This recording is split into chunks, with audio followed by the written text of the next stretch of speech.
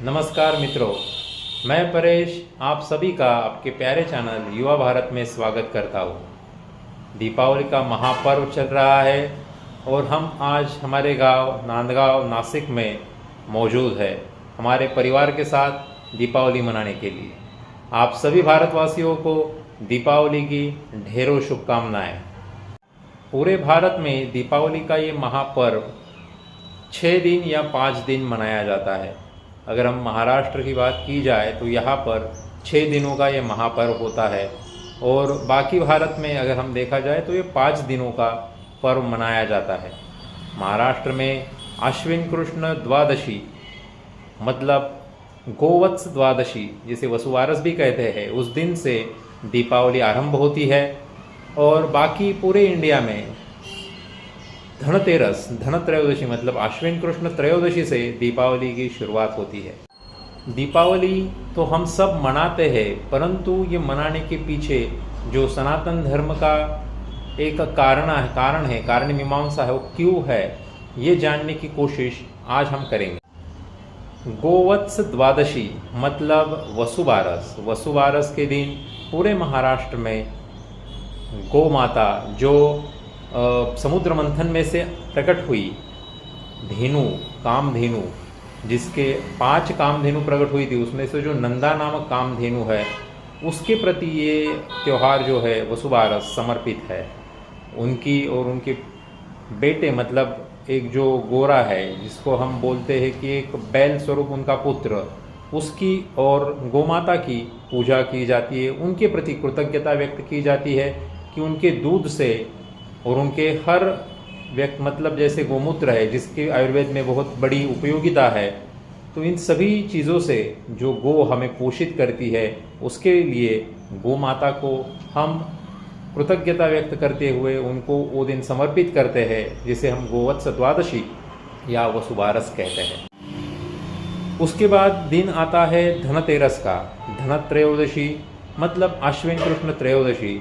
माना जाता है कि अमृत मंथन से जो धन्वंतरी भगवान, जो देवताओं के वैद्य माने गए हैं, आद्य वैद्य, जिनका उत्पत्ति हुई थी, इसीलिए सारे डॉक्टर्स जो है वो धनतेरस के दिन ही बड़ी धूमधाम से दिवाली मनाते हैं। और ऐसा भी माना जाता है कि धनतेरस के दिन जो धन्वंतरी प्रकट हुए हैं वो एक आयुर्वेद में जिन्होंने एक बड़ा आविष्कार करवाया, तो इसके लिए धन्वंतरी के प्रति कृतज्ञता व्यक्त करते हुए उन्होंने अमृत लाया। उन्होंने कहा है कि आरोग्य ही धन संपदा है, आरोग्य का ख्याल रखा जाए, तो इसीलिए धनतेरस वैद्य लोग या डॉक्टर्स लोग मनाते हैं।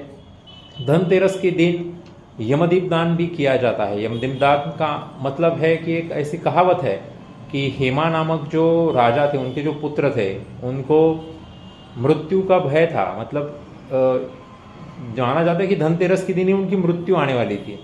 तो उस वक्त वहाँ की जो राजकन्याएं हैं या राजकुमारियां हैं, उन्होंने उनके चारों तरफ जो धन है उसको फैला के रखा और दीप जो है वो लगा के रखे। दीप जब धन के ऊपर प्रकाशित हुए तो उनका रिफ्लेक्शन हुआ और जिस वजह से यमदूत जो है उनके जो आंखें हैं वो दीप गई और वो कुछ देख नहीं पाए और वापस चले गए। तो इसका मतलब ये हुआ कि दीप लगाने से मृत्यु भी टाली जा सकती है, इसीलिए धनतेरस के दिन यमदीप दान किया जाता है। उसके बाद दिन आता है नरक चतुर्दशी या छोटी दिवाली। नरक चतुर्दशी मतलब इस दिन भगवान श्री कृष्ण ने नरकासुर नामक राक्षस का वध किया था और सारे पृथ्वी को उसके आतंक से मुक्ति दिलाई। और जो 16 सहस्त्र जो माना जाता है, 16 सहस्त्र राजाओं की पत्नियों को नरकासुर ने बंदी बनाया था, उनको मुक्त किया और उनकी सुरक्षा के हेतु उनसे विवाह किया। तो यही नरक चतुर्दशी की बड़ी महत्ता है और इसी को काली चौदस या फिर छोटी दिवाली भी बोली जाती है। पूरे भारत में ये धूमधाम से मनाया जाता है। उसके बाद दिन आता है दिवाली का, जिसे बड़ी दिवाली या लक्ष्मी पूजन भी कहा जाता है। ये दिन पूरे भारत में बहुत ही धूमधाम से मनाया जाता है। हर तरफ दीप प्रज्वलित किए जाते हैं और मिठाइयाँ बांटी जाती है, मेहमान आते हैं, एक दूसरे के घरों में जाकर उनको बधाइयाँ दी जाती है। और हर तरफ जैसे समुद्र मंथन से लक्ष्मी जी वापस आई, मतलब दुर्वासा ऋषि की शाप की वजह से जो श्रीहीन हो चुकी थी पूरी पृथ्वी, तो श्री की जो वापसी है वो समुद्र मंथन में हुई। तो समुद्र मंथन से लक्ष्मी जी आई और उस लक्ष्मी जी ने विष्णु जी के साथ जो वापस आई, उन्होंने विष्णु जी के साथ विवाह किया। तो इसीलिए श्री की जो वापसी है वो हमारे जीवन में भी ऐसी ही हो, काफ़ी लाभदायी हो, हर एक को उसका लाभ मिले, सुख, धन, संपत्ति, साधन, सामग्री हर एक की प्रचुर मात्रा में हर एक के पास वो हो, हर एक को मिले। यही आशा और शुभकामनाओं के साथ हर कोई इस दिवाली को मनाता है। उसके बाद दिन होता है बलि प्रतिपदा या फिर गोवर्धन पूजा।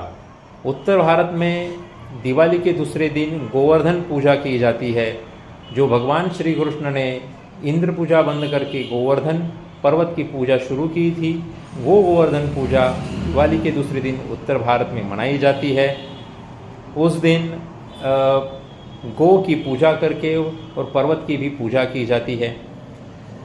और एक उसी दिन दिवाली के दूसरे दिन भगवान श्री राम रावण का वध करके अयोध्या में वापस आए थे, तो इसीलिए पूरे भारत में दीप प्रज्वलित करके हर तरफ दीप लगा के उनका स्वागत किया गया था। वो दिन भी दिवाली का दूसरा ही दिन था। दक्षिण भारत में राजा बलि, जो असुरों के एक महान राजा थे, उस बलि राजा के नाम के लिए, मतलब उस बलि राजा की कृतज्ञता के लिए, उनके प्रति कृतज्ञता व्यक्त करने के लिए ये दिन मनाया जाता है। उन्होंने भगवान श्री कृष्ण, भगवान विष्णु को वामन अवतार में 3 पग भूमि दी थी। वो 3 पग भूमि नापने के बाद, 2 पग भूमि नापने के बाद जो तीसरा पद है जो भगवान विष्णु ने उनके मस्तक पे रखा, वही बलि प्रतिपदा है। और फिर उनको पाताल का राज सौंपा गया और भगवान खुद उनके द्वारपाल बन गए। तो उसी महान राजा बलि के लिए कृतज्ञता व्यक्त करने के लिए ये बलि प्रतिपदा दिन मनाया जाता है। महाराष्ट्र में तो ऐसी भी मान्यता है कि इसी दिन जो पति पत्नी है वो एक दूसरे के प्रेम के प्रति समर्पित होकर इस त्यौहार को मनाते हैं, जिसे बलि प्रतिपदा या दिवाली पाड़वा कहा जाता है। और दिवाली महापर्व का आखिरी दिन, जो महाराष्ट्र के हिसाब से छठा और पूरी इंडिया के हिसाब से 5वां दिन होता है, वो होता है भाई दूज या भाऊ बीज। तो ये भाई दूज त्यौहार जो है वो भाई और बहन की प्रेम के लिए मनाया जाता है। यमुना, जो यम की बहन है, उन्होंने यम को अपने घर खाने के लिए आमंत्रित किया था, और जब वो आए तो उनको उनका दिए से उनको ऑक्शन करके, जो बोला जाता है, या उनकी आरती उतार करके उनको घर में लिया और उनको अच्छे मिठाइयाँ और वो खाने के लिए दी। तो यम ने भी यमुना को ये आशीष दिया कि ये दिन जो है सभी लोग भाई दूज के नाम से मनाएंगे और ये दिवाली का आखिरी दिन माना जाता है। तो इसी तरह पूरे भारत में 5 या 6 दिन दिवाली मनाई जाती है। हमने ये जानने की कोशिश की कि दिवाली किस तरीके से मनाई जाती है, या क्यों ये जो त्यौहार है इनको ऐसे नाम दिए गए हैं और ये सारे हिंदुस्तान में क्यों मनाए जाते हैं, सनातन धर्म की परंपरा क्या है, ये सारी चीज़ें जानने की आज हमने कोशिश की। बहुत दिनों से वीडियो नहीं बना पाया था कुछ निजी कारणों के कारण, लेकिन दिवाली का महापर्व था तो आज हमने फिर से वीडियोज़ के लिए शुरुआत की है। आगे भी ऐसे ही अच्छे वीडियो और लाने की कोशिश की जाएगी। दिवाली की फिर से एक बार आप सभी को ढेरों शुभकामनाएं। ये वीडियो आपको कैसे लगा ये कमेंट बॉक्स में ज़रूर लिखिए। दिवाली के इन 6 दिनों के अलावा और अगर आपको इनके बारे में जो मैंने बताया उसके अलावा की अगर कोई आपको जानकारी है तो ज़रूर कमेंट बॉक्स में लिखिए, मेंशन कीजिए। आपके कमेंट्स हमें प्रोत्साहित करते हैं और हमारा ज्ञानवर्धन करते हैं। तो ये जो वीडियो है आपको कैसे लगा ये ज़रूर लिखिए, और इस वीडियो को लाइक कीजिए, सब्सक्राइब कीजिए और शेयर कीजिए। फिर से एक बार सभी भारतवासियों को दिवाली महापर्व की हार्दिक शुभकामनाएं। धन्यवाद।